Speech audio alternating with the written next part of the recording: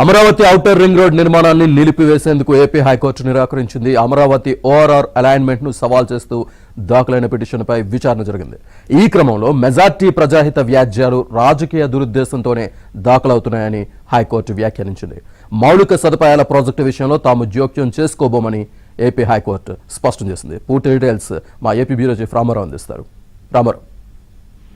శ్రీనివాస్, రాజధాని అమరావతి నిర్మాణం కోసం నిర్దేశించిన ఓఆర్ఆర్ ఔటర్ రింగ్ రోడ్డు నిర్మాణాన్ని తాము నిలువరించలేము అని, దీన్ని నిలిపివేసే ప్రసక్తే లేదని రాష్ట్ర హైకోర్టు ధర్మాసనం ఈ రోజు స్పష్టం చేసింది. హైకోర్టులో దాఖలయ్యే మెజార్టీ ప్రజాహిత వ్యాజ్యాలు రాజకీయ ప్రేరేపకంగా దాఖలవుతున్నాయని కూడా ఘాటు వ్యాఖ్యలు చేసింది.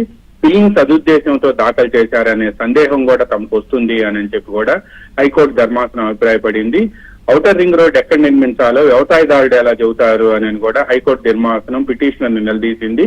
మౌలిక సదుపాయాల ప్రాజెక్టుల విషయంలో తాము జోక్యం చేసుకోబోమని, ఈ మేరకు సుప్రీంకోర్టు ఇచ్చిన తీర్పులను కూడా ప్రభుత్వం తరపు నేషనల్ హైవేస్ తరపు న్యాయవాది తాండవ యోగేష్ ధర్మాసనం ముందు ఉంచారు. వీటిని పరిగణలోకి తీసుకున్న ధర్మాసనం ఈ ఓఆర్ఆర్ నిర్మాణాన్ని తాను నిలిపివేయలేము అని కూడా స్పష్టం చేసింది.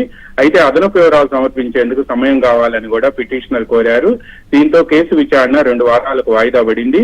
ఔటర్ రింగ్ రోడ్డు నిర్మాణానికి సంబంధించి Vijayawada south east, north east పరిధిలో అలైన్మెంట్ ను సవాల్ చేస్తూ కృష్ణా జిల్లా ఆతుకూరు గ్రామానికి చెందిన వ్యవసాయదారుడు కన్నెగంటి ఆంజనేయ ప్రసాద్ హైకోర్టులో ప్రజా ప్రయోజన వ్యాజ్యం దాఖలు చేశారు. ఈ పిటిషనర్ తరపు న్యాయవాది శ్రీధర్ వాదనలు వినిపిస్తూ డీటెయిల్ ప్రాజెక్టు ప్లాను, అదేవిధంగా సామాజిక ప్రభావం, నిర్మాణ వ్యయ విశ్లేషణ, పర్యావరణ ప్రభావం అంచనా వేయకుండానే అలైన్మెంట్ ఖరారు చేశారు అని కూడా పేర్కొన్నారు.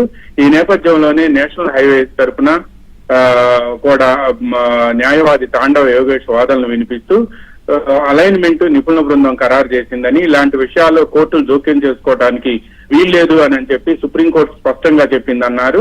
ధర్మాసనం జోక్యం చేసుకుంటూ ఓఆర్ఆర్ నిర్మాణాన్ని తాము నిలువరించలేమని తేల్చి చెప్పింది.